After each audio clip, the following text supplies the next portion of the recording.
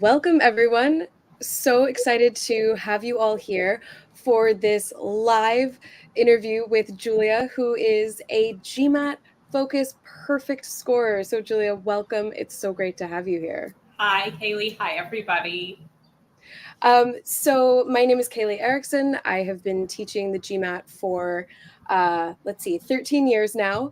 And I'm so excited to get to have an in-depth conversation with Julia, who just recently scored a perfect score on GMAT Focus. And we really want to understand what that process was like, what that journey was like, so she can share with all of you who are currently studying. So Julia, for starters, just give us a little bit about your background. I um I graduated from my undergrad with a BBA in finance when I was 21 in 2015, and currently I work for a credit union. I'm a consumer lender. Fantastic. So you decided that you were interested in business school and the GMAT journey. So can you tell us a little bit about where you started with that GMAT journey? So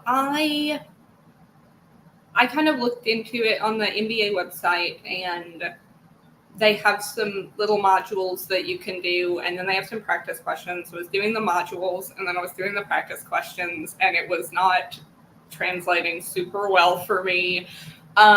So I just kind of did some research, and I found the program, and they had a trial, and I trialed it, and I liked it, and then 10 months passed, and now I'm here with you.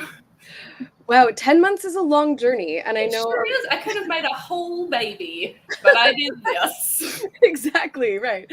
Oh, baby, you may finished a short degree program. There's a lot that you could have done in those 10 months. But I actually love that you had a long journey to get to this perfect score, because I think so often people think, oh, if it's hard at first, if it's not clicking at first, it's just not going to happen for me. I'll never get that dream score. But you are the perfect embodiment of someone who stuck at it until they were an expert. Um, so, why don't you tell us a little bit about when you started studying, what that study process was like for you with TTP? So, to your point, I didn't know how long it would take. And a lot of people were quoting online. And also, when I was in business school, usually they would say, 2 months, 3 months, like 4 months if you're hardcore. And that was not how long it took for me, which I do work full time, but I was doing several hours a week. And so that was a little bit strange to be like, oh, 2 months, like I'm not even close to where I want to be. Like 4 months, I have 50% of this material to go. And also, when you start the program, you can kind of say like how you scored on your test and then like where you're going. And I didn't take a test before I started it. So I Mhm. think they really started me like from the bottom, and then I wanted to be like all the way to the top. So I had a lot of material to cover, and that was just, it took a long time, and I had to kind of reconcile that with myself a few times. Right, right. And by saying, okay, I'm not going to take a practice test to start, I'm just going to dive in and learn all the material. There really is such a wealth of material to cover. So if you're going through all of it, it can take a long time. But were there things that you learned throughout that journey that how about this? Are there things that you learned throughout your GMAT study process that you didn't know about yourself as a test taker? So I've always tested well. Yeah. Um, and so that was kind of when I started, I was like, what can I do with my skills that will help me? Like, how can I leverage my skills? What are my skills? Like, I have historically taken tests well, but I am old and there is not a lot of tests for me. So it had been a while, but the thing I think that was rewarding was to be able to apply myself to something and work hard and get a tangible, like sort of immediate benefit that I can work hard and then I can see the results of that in like a very quantitative way. that was encouraging because, I mean, I don't know how your job is, but my job isn't really like work hard to get quantitative data that like your hard work paid off immediately. And so this is the first time I've had that in a while, like 10 years. And that was very euphoric for me, I would say. Pretty great. 5 out of 5 stars. Right. It's I always think about, you know, if I'm like making a meal, the amount of effort I put in does not always result in a delicious dish at the end. But when you put a lot of effort in and you get the results that you were expecting, That is great. you're Yes. looking for. But I love that you were talking about data and kind of using data to track your progress. Can you talk a little bit about how you used the TTP platform and the data there, how you were tracking your progress? So I didn't take one of the official practice tests because there were 6, which I think is how many you can take. And I was like, I want all of those at the end. Thank you. Like I would rather really be able to like find where I have gaps. And so the diagnostic test I took, that one was, I got like a 65% of the questions right, but it's not really, because the GMAT is such a weird test and it adapts to you, it's very hard to translate. So that was kind of humbling, I would say, to start and be like, oh, you know, like I was good at school, but it's been a while.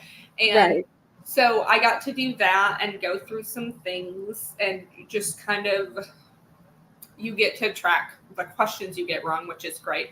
And that's what people have been asking me since I posted my little blurb, like, what should you do? And one of the things I always tell them is like, when you get something wrong, like go and learn how to do it and then wait to forget that. And then go back and see if you do it the way you did it the first time, or if you do it the better way, and then rinse and repeat.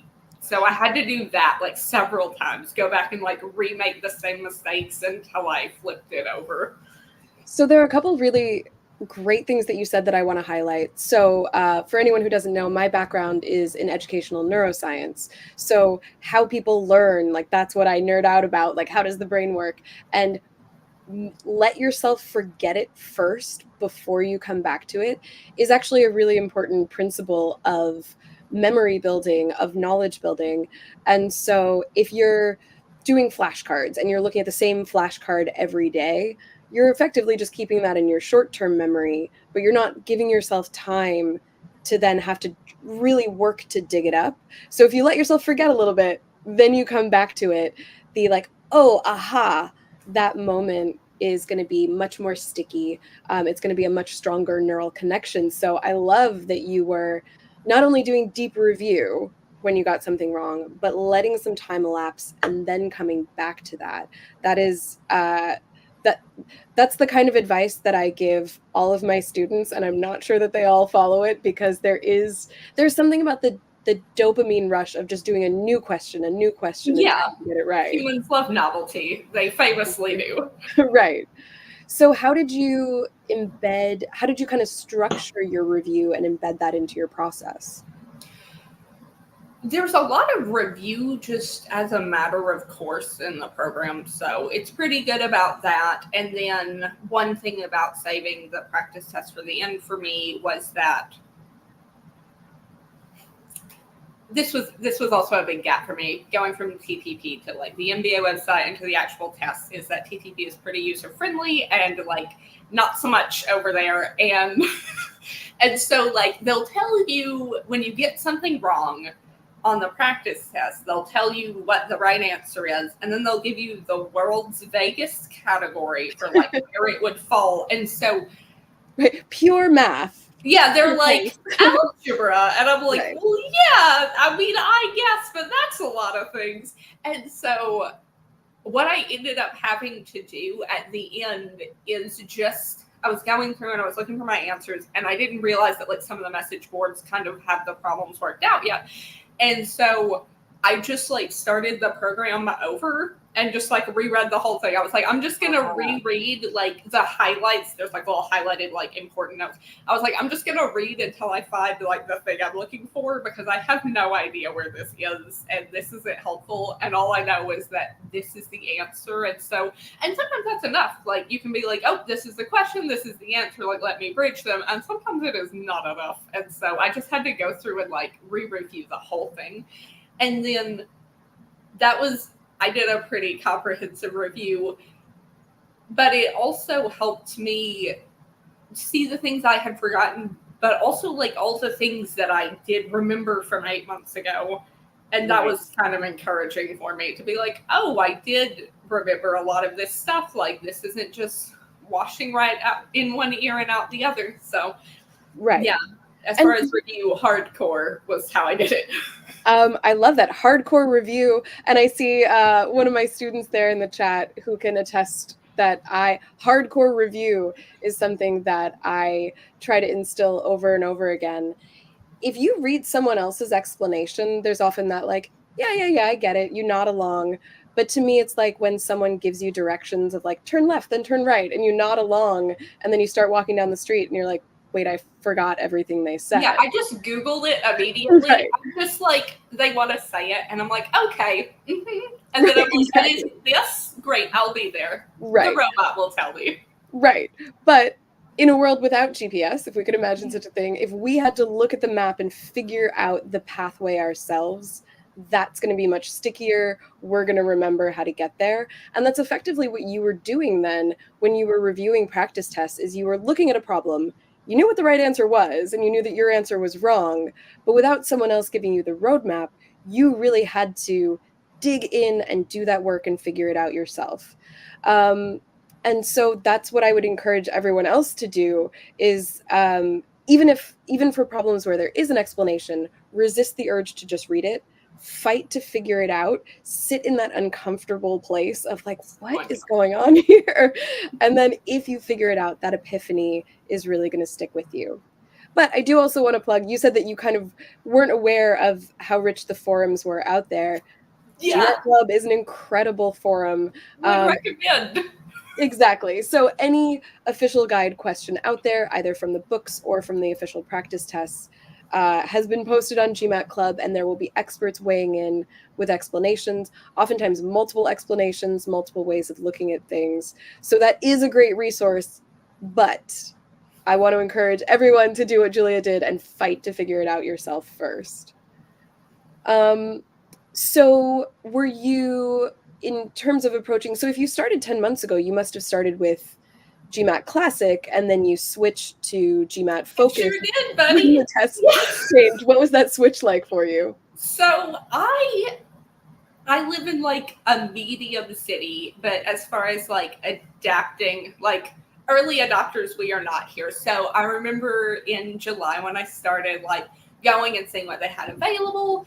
And it was never the new one. Like it was never Focus until like February. And I remember like regularly checking and then being like, I guess I'll just do this one. That's fine. And I didn't realize that the old one was gone forever from everywhere for like a couple of weeks. So on the old test, there's a lot of geometry, and that's like a really dense module. And so I got through that, and then I like got the message or whatever. And I was like, oh, no, sad. Like, you're like, I memorized rhombus versus parallelogram. Yeah, I have learned about all the names of different numbers of shapes. Why? Right. Like, so the switch wasn't bad. A lot of the stuff does carry over. They did trade in a lot of the a lot of like the XY chart stuff for like bar graphs, which is honestly like way easier. And that was a lucky update. I'm glad they didn't change it for something I'm worse at. So. Right. But yeah, that was a lot of it carried over, but I did kind of have to brush up. And then because the test is new in the sense that like it's ubiquitous now, the development on the curriculum is kind of ongoing. So sometimes I would be like, oh, I've got a good pace. And then I would log on and you guys would have added like 15 new modules. And I would be like, oh, great. I guess I'm doing that today. That's so cool. Right. Yeah, it was such a rapid change that we had to really kind of quickly come up to speed on what is the new test going to look like, what new structures, does anything change about our pedagogy? But luckily, as you said, there wasn't much that changed. There was just integrated reasoning became data insights. So adding some modules there. But luckily, what was taken out was the stuff that is really not relevant to business school at all. Business schools do not care how many shapes you know. Yeah. Schools really don't care about your grammar. So getting rid of sentence correction, that at least you can carry with you in life. But geometry, maybe not so much. Yeah. It doesn't come up as often, but yeah. So, thinking about your GMAT journey, are there things that looking back you wish you'd done differently?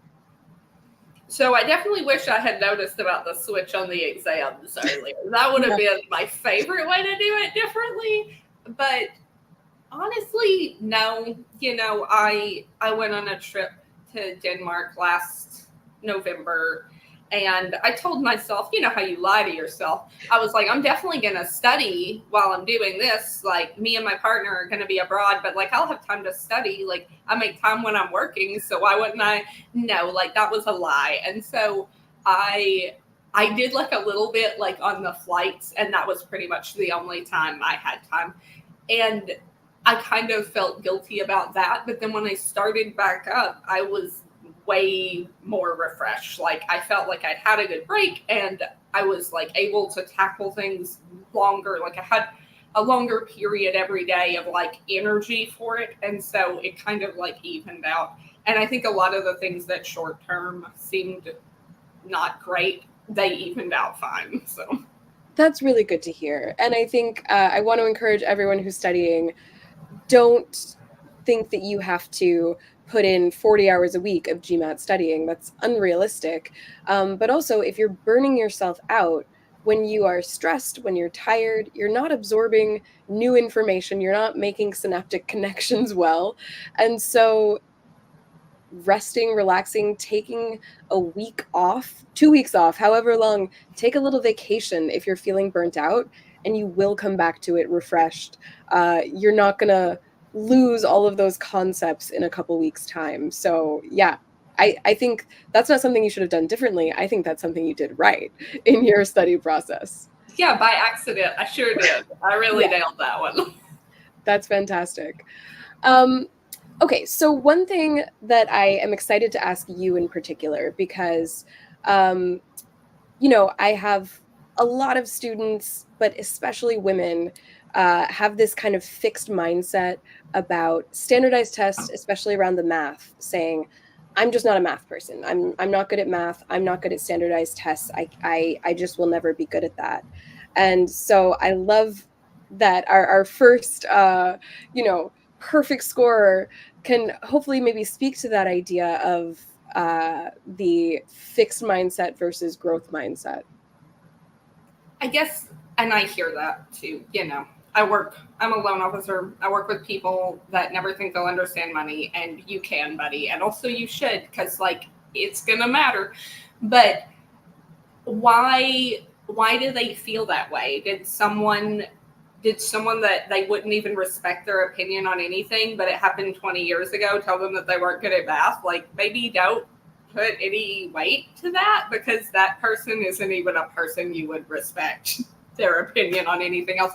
And I think that that's kind of a thing that with math, because it stacks on itself and like the concepts lead to the higher level concepts, you do have to go back and learn what you missed. And that can be discouraging, but like you can go, like you can learn math for free. It's everywhere. It'll come up. You can go learn it. It's happy to support you. Like, it loves to be learned, and you can develop, and you don't have to let some rando who just was overseeing your 6th grade class and define you forever. And then the testing thing is the same, it's a skill, and it's kind of a weird skill, but you need it now. So I don't know how many tests I'll take, but I had to take this one, and there might be more. So I might as well sort of keep my hand in as far as making sure that it's developed. And you can learn things. You've learned things before, right? Like, you couldn't speak and you couldn't write, like, you learned your job. You can learn this, I promise. I believe I love that. And I love the framing of this, both math in general and the GMAT as a skill. It's not a trait. It's not something you have or you don't. It's something you build, and that all of this is buildable. You spoke to the idea of like, oh, maybe someone told you that a long time ago, but I also think we absorb messaging from society, implicit messaging like, oh, this stuff is hard. If it's hard, I can't or I shouldn't. But I think you are proof of the idea that it was hard, so you kept at it until you got it. And that's something that I think is inspiring, the tenacity of, okay, well, I'm just going to do it until I deeply understand it. Very much so, yeah.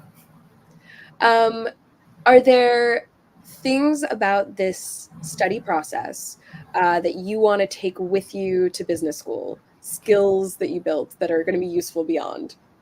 So one of my big reframes for this, when I had to like reassess my timeline, was I haven't been in school for a while. So if this is like an academic year, which is about what it panned out to be for me, then that's fine. Like, if I can't do this for a year, why would I? School's gonna suck. Like, I might as well take this as an opportunity to see how much I care about it and to prove to myself that like this is something I have the time and energy for. And that was helpful for sure. And also, yeah, just sort of reminding myself that like hard work does tangibly lead to a deeper understanding of topics, because I think that's something that can really get lost in the shuffle of life. And so I will be taking that with me. Absolutely. That's fantastic. Yeah, the idea that just because something is hard to pick up doesn't mean that it's impossible to pick up. Yeah. You just work at it. And I think that that's a great tool to bring into business school and to life beyond. Did anything surprise you about your study process? So I think that one of the reasons I picked the TTP course is because people said that there were some hard questions that were like very hard, and that was, you kind of want to over prepare, like you want to be able to do those.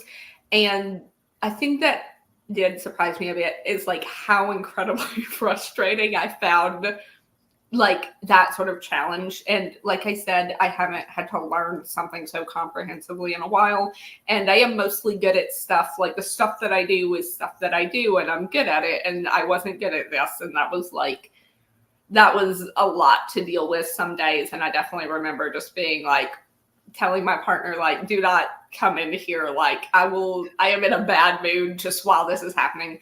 I told them, I was like, don't come home. Like, don't talk to me. I'll say mean things that I don't mean, because I'm literally like my worst self when I'm taking these practice tests. So just bear with me. I'll come to you when I'm ready. But that was very interesting. And I did kind of have to, and they talk about it in the curriculum, that's like the lifestyle part. They're like, oh, get used to stress, because you're going to be stressed. So maybe stop being so difficult when you're stressed, which I felt personally called out by. Thanks, curriculum.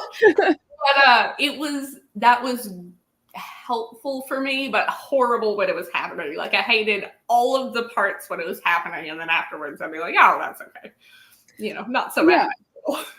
I think that it's such an important thing to just acknowledge mindset, and how we like the feeling of being good at things, and we've structured our lives to be good at the things we do regularly, like our jobs. And so when we come up against something that it takes so much effort to be good at, it like depletes the ego, right?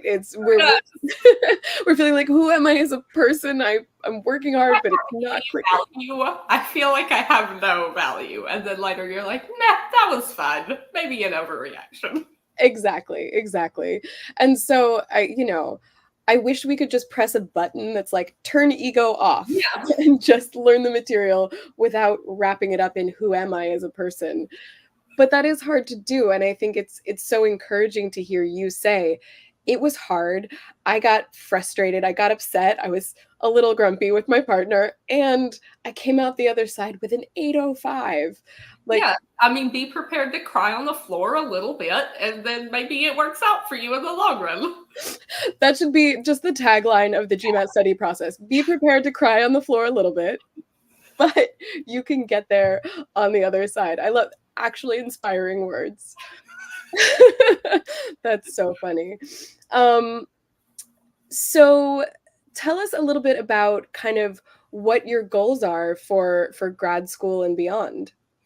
So I got this idea because I had a really good manager. Like, I've had lots of managers and I've floated and I've dealt with lots of managers, but I've had one great manager and she moved. And so when she moved, I was like, I learned a lot from her and I want to be able to, and I've learned a lot from myself and just working with the team. And I'd like to be able to scale what I've learned. Like, I have some ideas for, improving like team quality of life and like process improvement that I think would be really helpful. And I'm mostly using this as like a way to test it on a larger scale. So as far as my goals, I don't know. I see the MBA as an option to like test out a couple of internships, and try to find a good fit. And people say they know what jobs they want, but one, I don't trust that I know anything about any job I've like not done. Like, I thought I knew what my job was before I started it, and it's not like that at all. It shares 3% overlap with my uninformed thought of what it would be like. Right. So I guess I might say consulting would be nice because I like process improvement, but really I want to get a platform to like talk to more people, find a good team. Like, I will take whatever job if the team is good and I feel like I could do a lot of good there. And I really just want to meet people and like sort of explore the option to find where I fit the best. I love that. And you're also approaching business school with this really open growth mindset of saying, well, I might have some ideas going in, but I know that actually going to grad school is going to open me up to so many things, transform my thinking. So I want to be open to the changes. I think it's so funny that with business school applications, you're expected to kind of outline what your future goals are, but you're also expected to be open to change, knowing that you might do something completely different on the other side of that. So I think that that's fantastic that you are kind of approaching that with a really open mind. And just a reminder to everyone, this is a live chat that we're having with Julia, who is a perfect scorer on GMAT Focus. We're talking about her GMAT study journey. We're talking about kind of growth mindset in general, and any advice that she has for other people who are going through this process. So yeah, looking back on your journey, if a good friend came to you and said, I'm starting this GMAT study process, what are the things that you did that I should do, and what are the things I shouldn't do? What would you say? I would say you should over prepare and you should overestimate your timeline. That's my big takeaways, is because the test covers such an insane amount of material. Like, there's so much that could come up. And just talking about it with my partner, like, so I took a couple of my last 2 practice tests. I scored in the 99th percentile for a couple of things. And I was showing them, I was like, I'm missing like 5 out of 20 questions. Like 25% of the questions I'm missing, and still like, this is the score. It's such a vast amount of information, and you don't know what you're going to get. So just over prepare, because you don't know what's coming up. And I feel like I got very lucky that there was nothing that came up that was one of my things I'm not as confident in, but you don't know what you're going to get. And also maybe like doubt stress, because I really didn't want to take this test twice. Like that sounded so terrible to me. I was just like, whatever.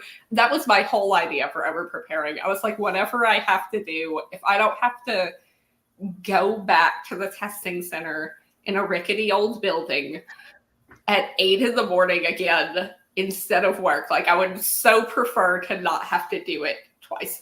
And so I went really hard on the prep, and I think that really helped, because the more you learn, the less luck you need, but you'll probably need some luck. But on the other end, you know, if I got all the terrible subjects that I was bad at, I probably would have just retaken it. So you kind of got to be adaptable, but also over prepare.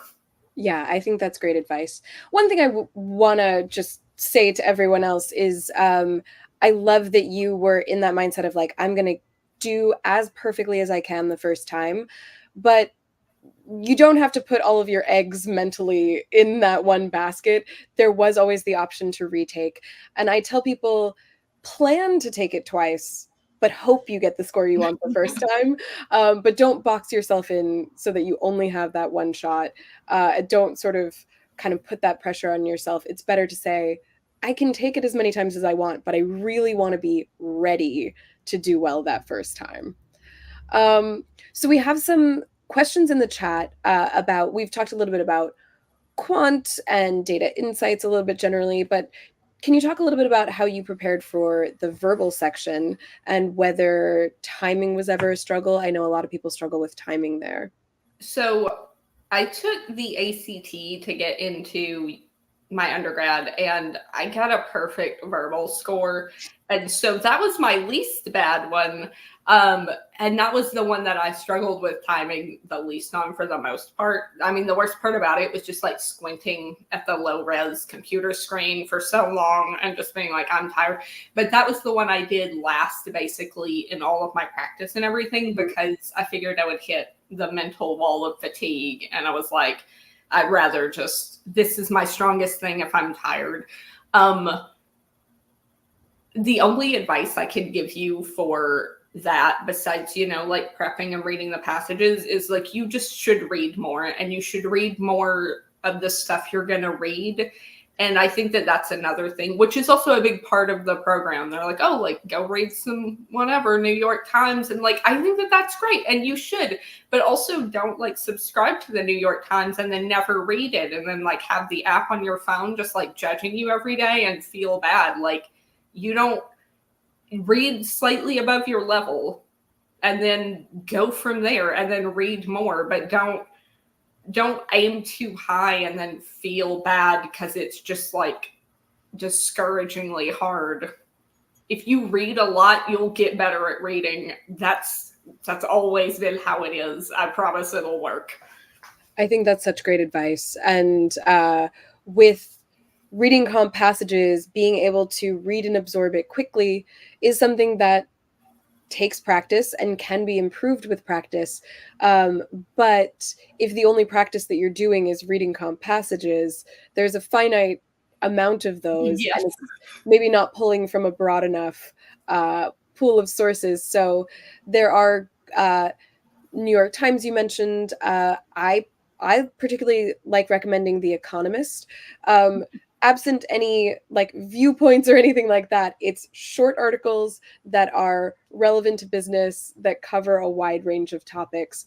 But any sources that you can find that aren't the 10-page long form articles, but are short but dense articles are great to read. So I love reading fiction, but if for those of you watching, if all you read is fiction right now, press pause on fiction reading, or maybe do that just as a study break, but add some more nonfiction reading in just to get those skills up. The more you read, the more that reading comp is going to feel easy and effortless.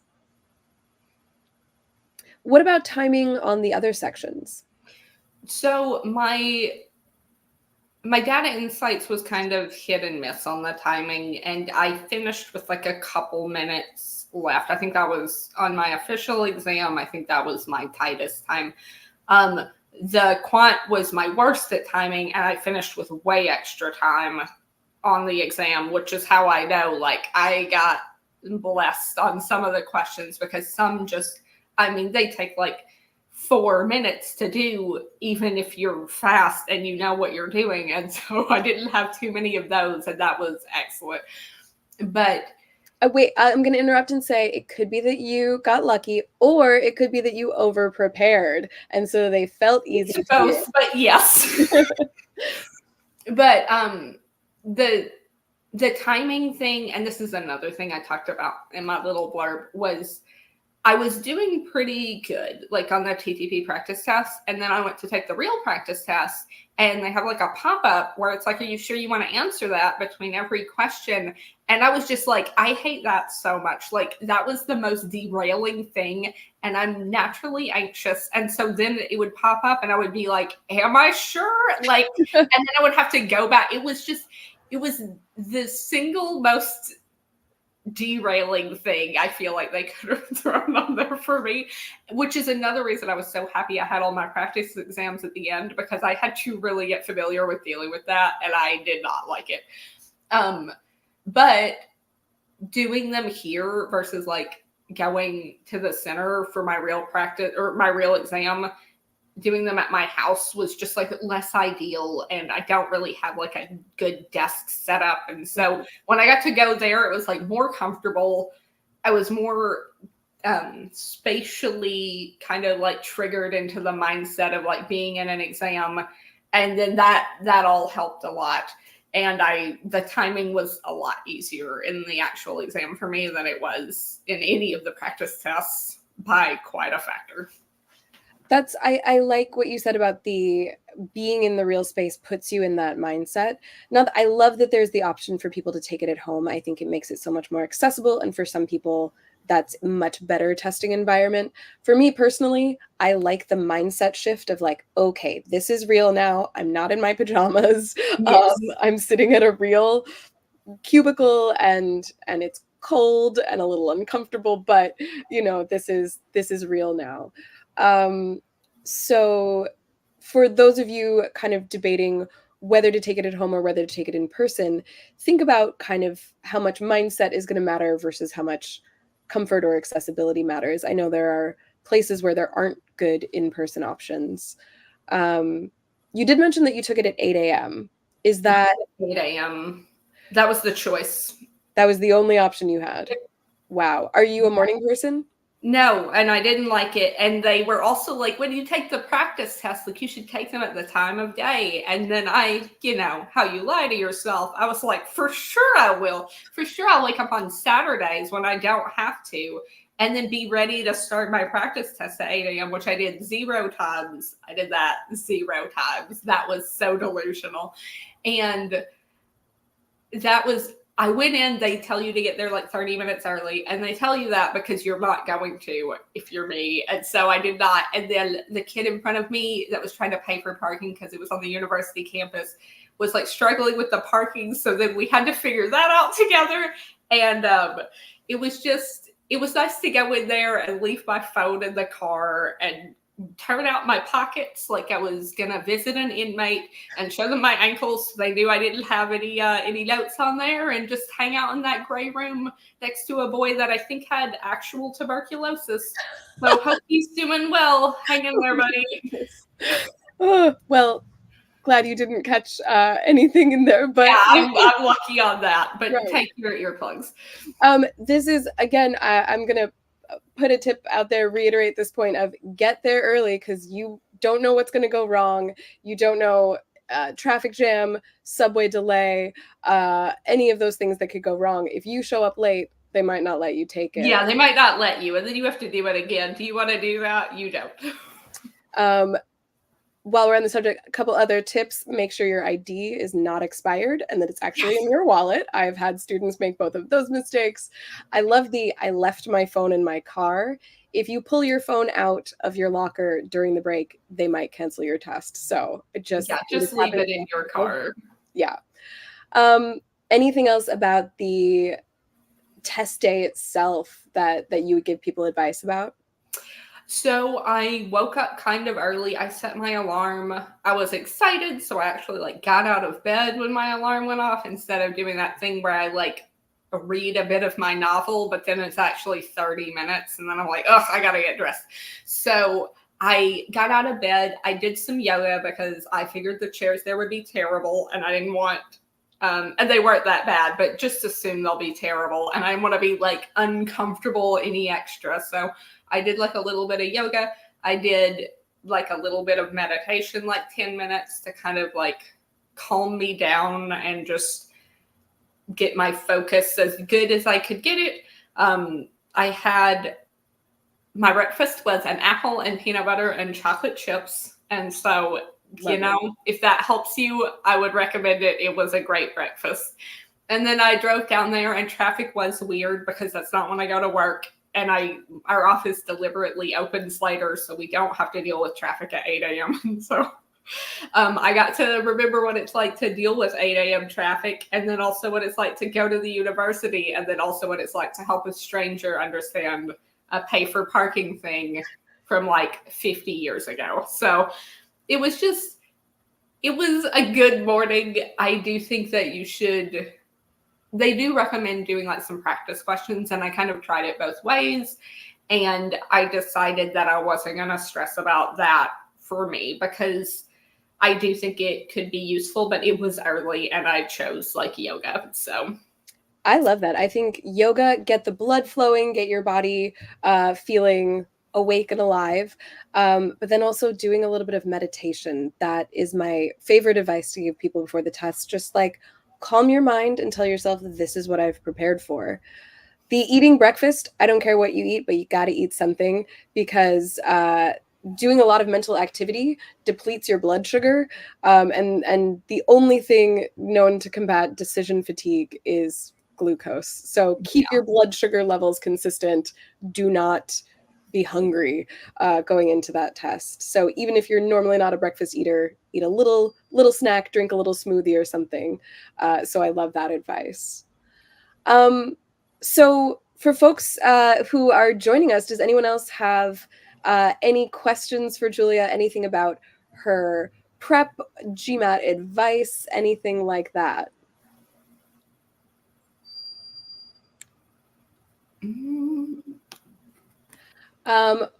I'll ask you, what was your favorite and least favorite thing to study?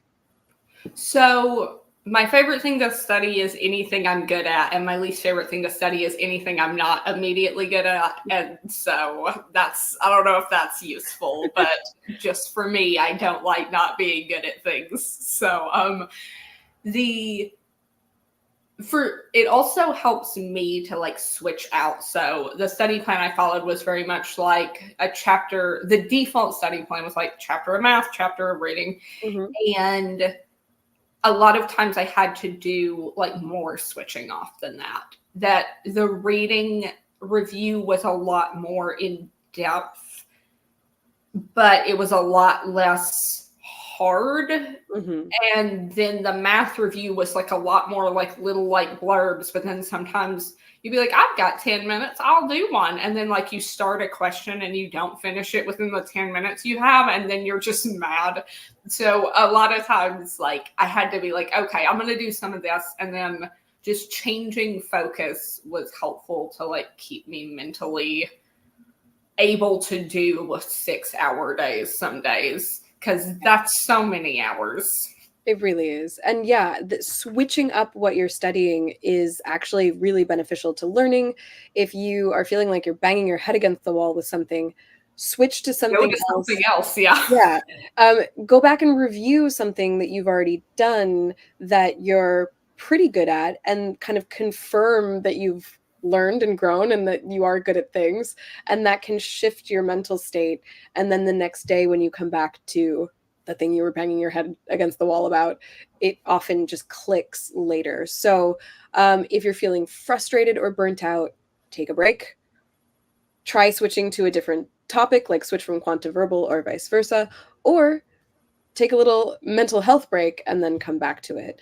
I don't think I mean, it's not that I don't think, it's studies show that humans are incapable of 6 hours of deep thinking in a row. We That just makes physically can't. So you got to be taking breaks. You got to be switching it up. Yeah, I think that's fantastic. So, okay. My one big question to ask now that you've got this incredible 805 score, what did you do to celebrate when you saw the score? I didn't really. Okay, so I left and I was like, I don't think that was right. And so I texted my partner and I was like, it said this, and I don't think that it's right because I think it was showing me like what the test was out of. Like I thought it was showing me like what What the was the total? yeah, the total score that you could get and not my score. And then usually when I'm gaslighting myself like that, I would just like text my partner a picture, but I couldn't because I couldn't have my phone in there. And so I just like left and I was just like, and I messaged my bestie and I was like, hey man, like I might have done this, but I don't know. And then the official score takes 3 to 5 days. And then I woke up the next morning at like 6 in the morning and I had the report and it was official. And then I had to text my bestie and be like, so you know how I'm crazy? And that wasn't after he had been like, hey, are you crazy? That sounds like a crazy thing to say. Are you sure it's not that? And then I was like, you're right. It was that. It was just what I read and it wasn't the thing that I made up in my mind. And so celebrations were a bit derailed because of like that whole thing. But we're going to a concert, I guess next Friday in Philadelphia. And so that's my reward. And I was kind of like, I'd really like to not have to go on this trip and like take my notebook on the plane and write on the dinky table my quadratics and just everyone thinks I'm insane and I smell like pencil lead. Like I would really just like, it would be my favorite if I could be done by this. And I am. And so now I get to go do a thing I'm excited about.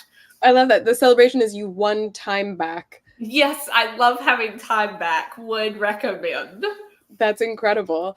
Well, I love that story of just the disbelief. Like, was this real? Was it?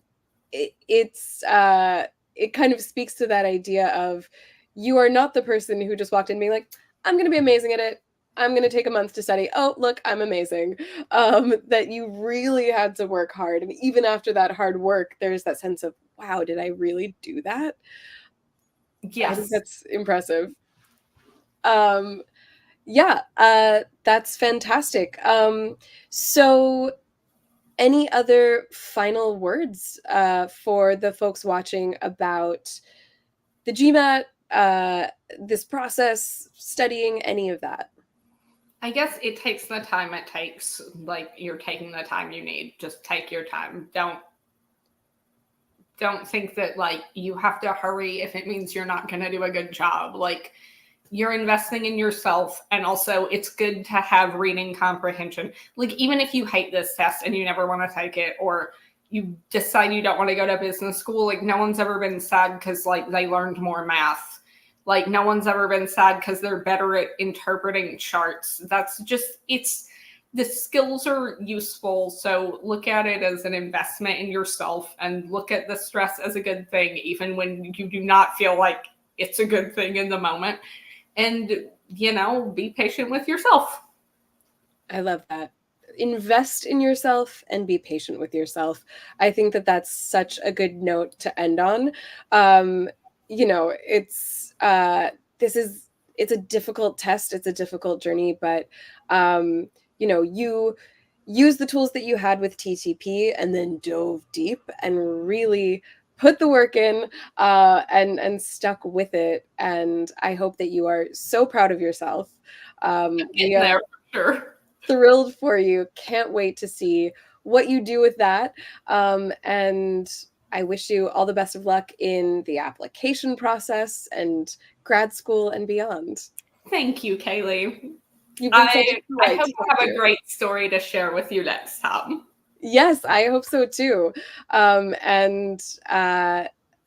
I thank you so much for dialing in. So everyone, this was Target Test Prep with GMAT Club doing a live interview of our perfect scorer, Julia. So can't thank you enough. This has been delightful. And enjoy the rest of your day. Bye, everybody. Thank you. Take care, everyone.